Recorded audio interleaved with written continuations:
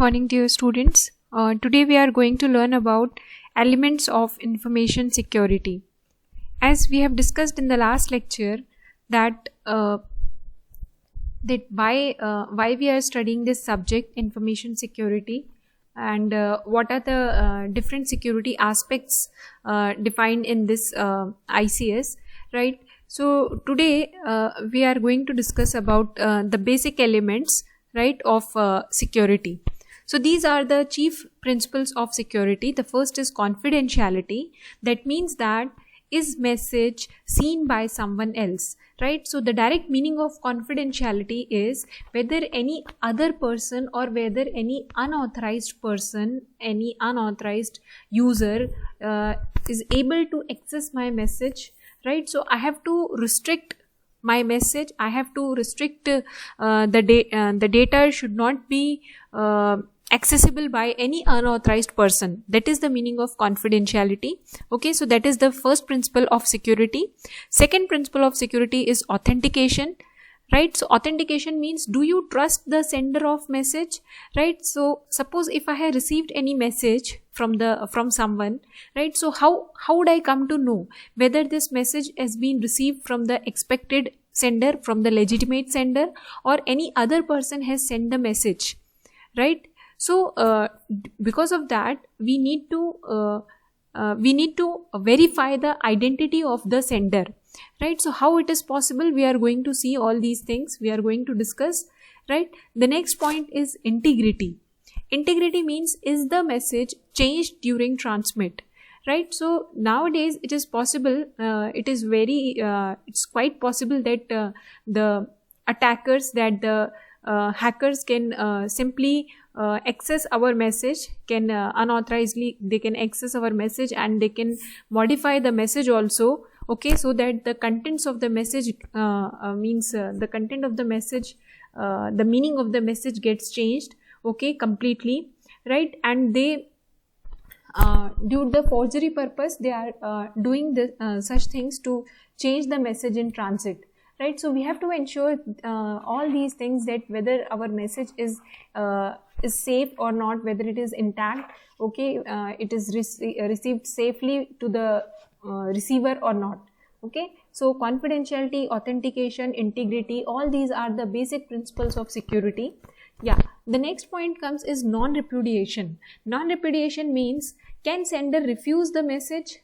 Okay, so here the sender cannot refuse, the sender cannot deny that he has not sent the message, okay. So that comes under non-repudiation. Definitely, if the sender account details has been found out, or if the sender has sent the message from his own account, right? So definitely he cannot refuse, or he cannot deny that he has not sent the message. Maybe possible that any third person has in a wrong way, he has accessed the passwords and all, right? And he's sending the message. He's sending the message from that sender account. Okay, so that may be possible, right? But even though the sender cannot refuse that he has not sent the message, because account details are there, because the sender account details are there, right? So he cannot deny. So that is called as non-repudiation. Okay, so these four are the chief principles of security, and these are related to a particular message. Okay, when we talk about the whole system or the overall system as a whole, right? So two more principles of security comes, that is access control and availability. Access control means who can access and what they can access, right? So who is having the permission to access the message, or who is having the permission to access the data, right? And what they can access, right? So these two are the important factors, who can access and what they can access.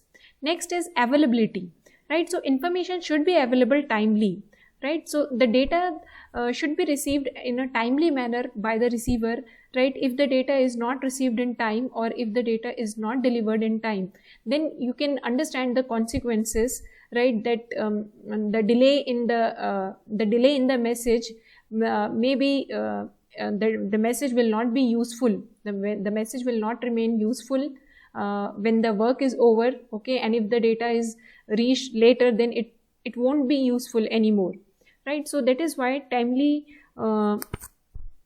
availability of data is again very important factor, right? So the same things that we have discussed right now, 6 points about elements of information security that we are going to discuss in detail: confidentiality, integrity, authentication, right? Availability, accountability means access control only, that we have discussed, and non-repudiation. So talking about confidentiality, confidentiality is the term used to prevent the disclosure of information to unauthorized individuals or systems. Okay, so any unauthorized person is not allowed to access the message or the data, right? So that is, we have to ensure the confidentiality of the message, right? The second point is data should be kept secret, right? Data should be kept secret. The owner of data has to decide who can only access the data and who cannot, right? So it is the owner of the message or owner of the information who is having the right to decide, right? Who is having the right to decide that who will be the legitimate users, who will be the what access permissions they have to be given, right? So all these details will be added by the owner only, right? Next, the example we can see that if you are password protecting any data file, okay, if you are protecting any file with the password, then definitely the person who is having the password, the legitimate person only can retrieve the details, okay, those who have the password of the file, right? So in that way we can provide confidentiality, we can ensure confidentiality of the data. Next example is password hacking in online money transaction systems, credit card. Okay, so now we can see that it is very common that password hacking is very easy nowadays, even in online money transaction systems, credit card details, all these details are very confidential details, okay, and people and the third parties are trying to access these financial details, right? So that is called as and that is the factor where we have to work out, and we have to ensure confidentiality of the information, right? So confidentiality is necessary but not sufficient to maintain privacy, right? So this is not only sufficient, this is necessary, but it is not sufficient. Why? Because other things are again important, like integrity and authentication. All these factors are also important, okay? So confidentiality is one part, but other parts also we have to discuss, okay? So here in this block diagram you can understand, like A is the sender, B is the receiver, okay? A is sending a secret message to the receiver B, right? Now meanwhile, in between the sender A and the receiver B, there is another system C, okay? This is the third party system who is trying to access our secret message, okay, the secret message sent by sender A, right? So this process is called as interception, means C is trying to intercept the data sent by the sender A, right? So this is called as the process of confidentiality, okay? We have to ensure confidentiality, that no unauthorized person like C can access our data, right? Second is authenticity or fabrication. Computer systems to be able to verify the identity of user, right? As I said that if any message is received by me or any message is received by the receiver, right, he has to make sure that this message is coming from the legitimate user or legitimate sender, okay, from whom I am expecting the message, right? So we have to authenticate the message. We have to verify the identity of the sender, right? So that is called as authentication, and very soon we are going to learn some authentication protocols also, like message digest algorithms we will learn, through which we will understand that how the sender is sending message along with some authentication codes, okay? And at the same time, receiver is also trying to compute some authentication codes at their end, okay, and try to match with the authentication code sent by the sender, okay? If both the codes match, then only we can say that the sender is the legitimate sender or is the authenticated sender, okay? So in this way there are certain mechanisms, authentication mechanisms, through which we can cross verify the identity of the sender. Okay, so like examples, you can see that passport, credit card accounts, all academic transcripts, all these are the data, or all these are the documents through which we can verify the identity of the sender. Okay, again you can see here in this block diagram that fabrication is possible in absence of proper authentication. If suppose we are not ensuring proper authentication, if we are not providing any proper authentication, right, mechanism, then what will happen? C can fabricate the message. Okay, C can fabricate the message and it will pretend that I am the actual sender. Okay, so in this example you can see that sender A is not sending any message to B, but the third party system, that is C, is trying to send the message to B, okay, telling that I am the sender A. Okay, so C is pretending to be the actual sender A, right? So this kind of fabrication is possible if we have not followed any proper authentication mechanisms. Okay, so that is why authentication is important. Third important point is integrity or modification. So integrity means that data cannot be modified or changed without authorization. So data should not be changed. Okay, we cannot change the data or modify the data, right, the third parties. So unauthorized person should not modify the data without owner's permission. Okay, so unauthorized persons will not be allowed to change the data, right? So not only modification, they should not remove the data and add the false data, right? So they will not be allowed to modify the data, right? They should not be allowed to modify or remove the data and add their own false data. So for example, you can see here the modification causes, like suppose sender A is there, want to send some message to receiver B. Okay, so this is the ideal route of message. Actually the message should flow from sender A to B, but due to the third party system is present in between, okay, is trying to intercept the message coming from A, right? And suppose A is sending a message that is transfer rupees 500 to X. Okay, now this message somehow the third party has accessed, and the third party has intercepted this message, right? And now C is trying to modify this message. Okay, so this is somewhat very serious and very alarming situation when the third parties are trying to modify the actual message. Okay, so what they are trying to modify, like transfer rupees 5,000 to C. See, the entire meaning, the entire context of the message, actual message has been changed, right?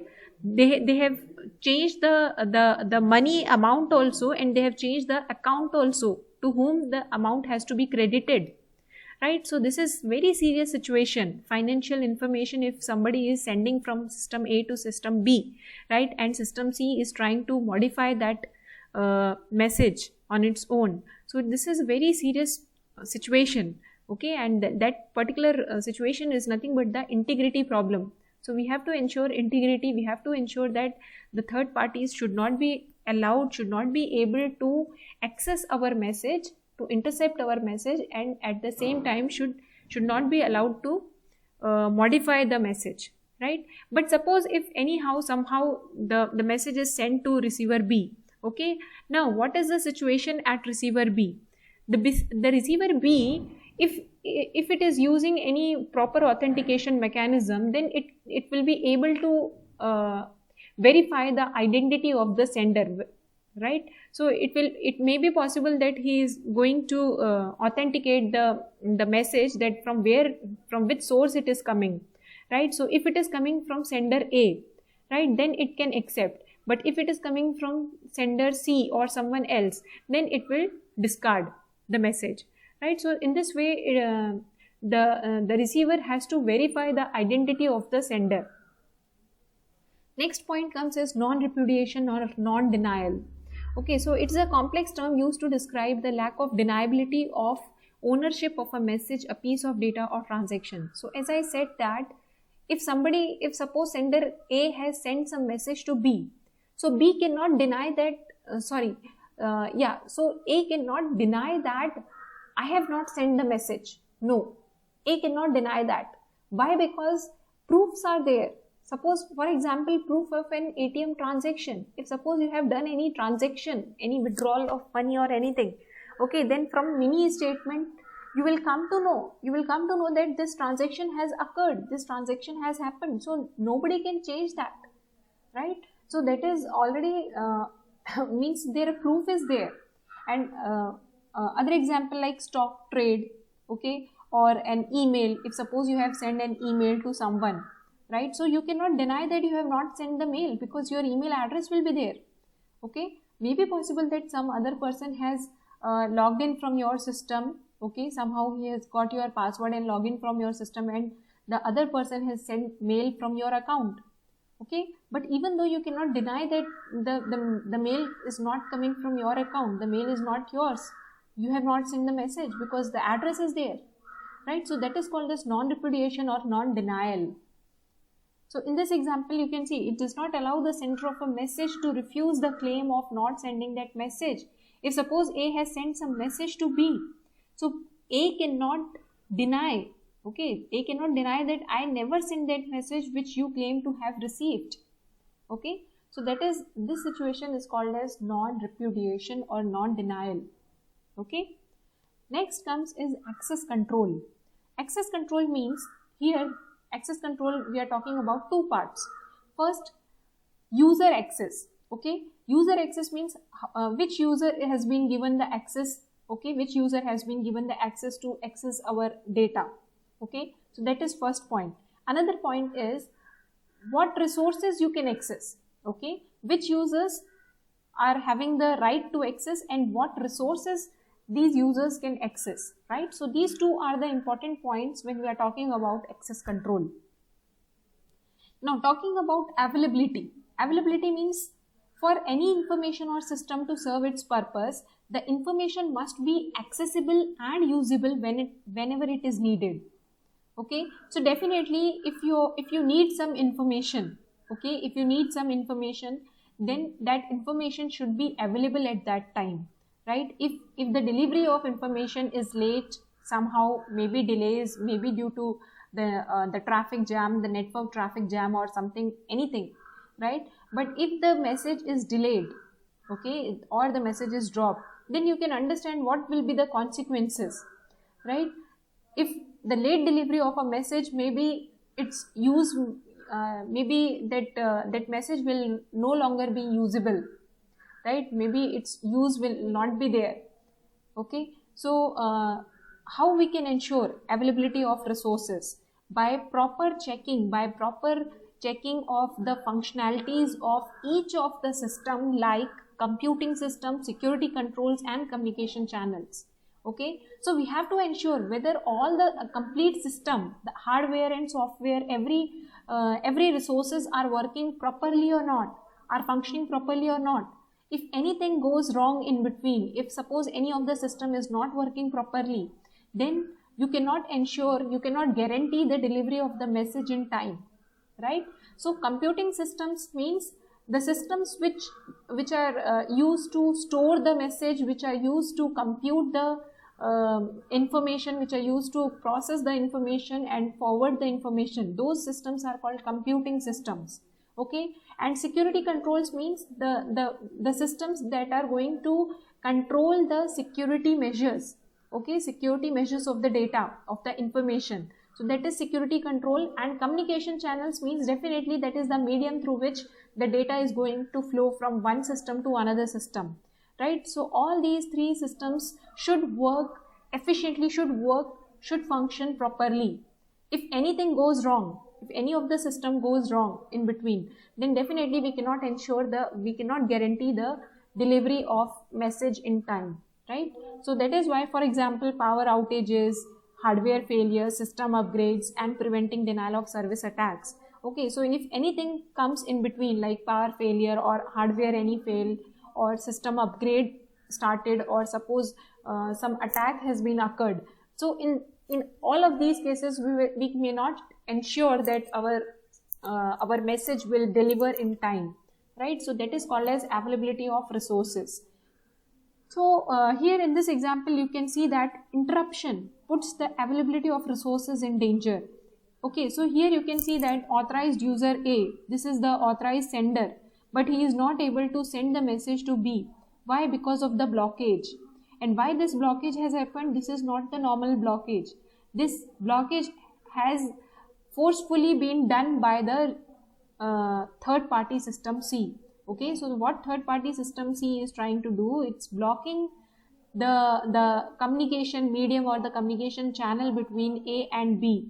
Okay, it is blocking all the resources from the system A, so that sender A should not be able to send message to B, right? So this kind of activities comes under availability, right? We have to ensure availability of resources all the time, whether the resources should be available at the sender end, so then only he can send the message to B, right? If resources are not available, if communication medium is not working properly, or if computing systems are not working properly, then we cannot ensure the guarantee, or we cannot ensure the delivery of the message in time, right? So these are all these 6 points that we have discussed, like confidentiality, integrity, authenticity, and non-repudiation, access control, and availability. These 6 points are the basic 6 principles of the information and cyber security. Okay, so that's all for today. Thank you.